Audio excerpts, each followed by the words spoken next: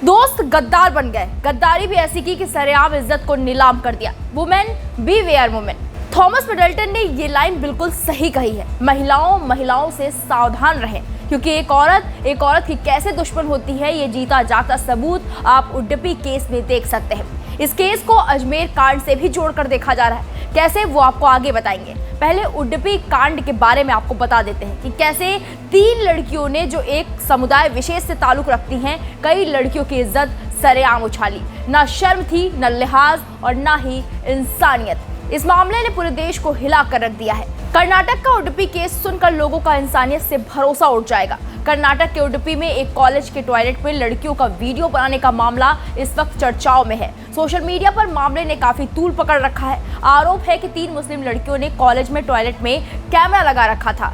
इस मामले में संस्थान की 3 गर्ल्स स्टूडेंट और कॉलेज प्रशासन के खिलाफ FIR दर्ज की गई है। पुलिस सूत्रों ने ये जानकारी दी है। उन्होंने बताया कि उडुपी के मामले में पुलिस थाने में दर्ज FIR में 3 छात्राओं शबनाज, अल्फिया और अलीमा को नामजद किया गया है। आरोपी लड़कियों की पहचान अली मातुल, शाइफा, शबानाज और आलिया के तौर पर की गई है। उडुपी पुलिस ने इस मामले में 2 केस फाइल किए हैं। एक केस स्टूडेंट के टॉयलेट में बनाए गए वीडियो को डिलीट करने के मामले में 3 छात्राओं और कॉलेज पर फाइल किया गया है। वहीं दूसरा केस यूट्यूब चैनल पर हिडन कैमरा वीडियो अपलोड करने को लेकर है। वहीं इस मामले पर राजनीति भी शुरू हो चुकी है। पूर्व मुख्यमंत्री बुम्मई ने कहा, पुलिस इस मामले में कोई कार्रवाई नहीं कर रही है। पुलिस उन्हीं लड़कियों पर कार्रवाई करना चाह रही है जिन्होंने घटना की जानकारी दी थी। बहुत जद्दोजहद के बाद पुलिस ने FIR दर्ज की है। राज्य की सरकार कह रही है कि ये झूठी खबर है। अगर ऐसा है तो आरोपी लड़कियों ने माफीनामा क्यों लिखा और उन्हें कॉलेज से सस्पेंड क्यों किया गया। उडुपी की इस घटना की तुलना लोग सोशल मीडिया पर अजमेर कांड से करने लगे हैं। 1992 में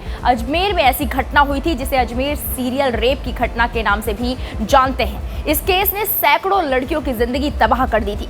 बताया जाता है कि इस केस में अजमेर दरगाह के रसूखदार खादिम और कांग्रेस नेता शामिल थे। अजमेर के एक अखबार के पत्रकार संतोष गुप्ता ने इस कांड का खुलासा किया था। वो कई बार अदालत में गवाही देने के लिए पेश भी हुए थे। दावा किया जाता है कि इस केस में लड़कियों को दोस्ती के झांसे में फंसाकर शोषण किया जाता था। इसके बाद उनकी तस्वीरें लेकर ब्लैकमेल किया जाता था। फिर यह भी कहा जाता था कि वो अपनी दोस्तों को भी लेकर आएं और दोस्ती करवाएं। लंबे समय तक ये घिनौना खेल चलता रहा। आरोपी जहां से अश्लील तस्वीरें बनवाते थे, वहीं से ये लीक हो गई और फिर विश्व हिंदू परिषद के पास भी तस्वीरें पहुंच गई। पत्रकार संतोष गुप्ता ने जब छानबीन की तो पता चला कि खादिमों के परिवार के लोग ही ये खेल खेल रहे हैं। दावा यह भी किया जाता है कि इस कांड के मुख्य आरोपी फारूक चिश्ती और नफीस चिश्ती शामिल थे। इस मामले के खुलते ही अजमेर में तनाव फैल गया। पीड़ित लड़कियां हिंदू थी। फारूक चिश्ती यूथ कांग्रेस का नेता था और नफीस चिश्ती भी कांग्रेस नेता था। कहा जाता है कि रसूखदार परिवार से आरोपियों के होने की वजह से केस काफी ढीला रहा। बाद में केस शुरू हुआ और 18 लोगों को आरोपी बनाया गया। रिपोर्ट्स कहती है कि अजमेर के सोफिया और सावित्री स्कूल की लड़कियों को ज्यादा निशाना बनाया गया। खादिमों के पास अच्छा पैसा था, ऐसे में लालच देकर वो लड़कियों से दोस्ती करते थे। लड़कियों के लिए फार्म हाउस पर पार्टियां रखी जाती थी। लड़कियों को यहाँ लाया जाता था और नशा भी करवाया जाता था।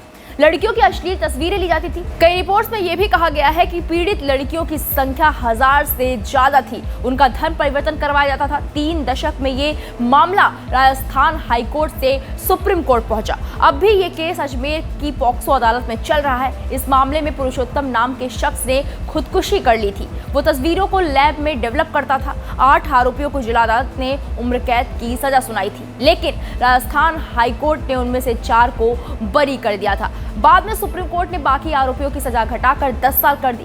फारूक चिश्ती ने दावा किया कि वो मानसिक रूप से बीमार है। फास्ट ट्रैक कोर्ट ने 2007 में उसे उम्र कैद की सजा सुनाई, लेकिन वो जमानत पर बाहर है। नफीस को बुर्का पहनकर भागते हुए दिल्ली पुलिस ने 2003 में पकड़ा था। फिलहाल उडुपी केस की बात करते हैं। कर्नाटक के उडुपी कॉलेज वीडियो मामले में राष्ट्रीय महिला आयोग की सदस्य खुशबू सुंदर वहां पहुंची। महिला आयोग की सदस्य ने कहा कि घटना बेहद दुखद है। उन्होंने कहा, मैं महिला आयोग के एक सदस्य के रूप में जांच के लिए यहाँ आई हूँ। मैं पुलिस के साथ एक मीटिंग के लिए जा रही हूँ और फिर इसमें शामिल लड़कियों से मिलूंगी, साथ ही दूसरे स्टूडेंट्स और कॉलेज अथॉरिटी से मिलकर जानूंगी कि क्या हुआ था। हालांकि बीजेपी ने हिंदू लड़की का वीडियो बनाने के आरोपी 3 मुस्लिम छात्राओं की गिरफ्तारी की मांग को लेकर राज्यव्यापी प्रदर्शन की घोषणा की है। फिलहाल इस पूरे मामले पर आपकी क्या राय है, हमें कमेंट बॉक्स में जाकर जरूर बताएं। वीके न्यूज, राष्ट्र के नाम।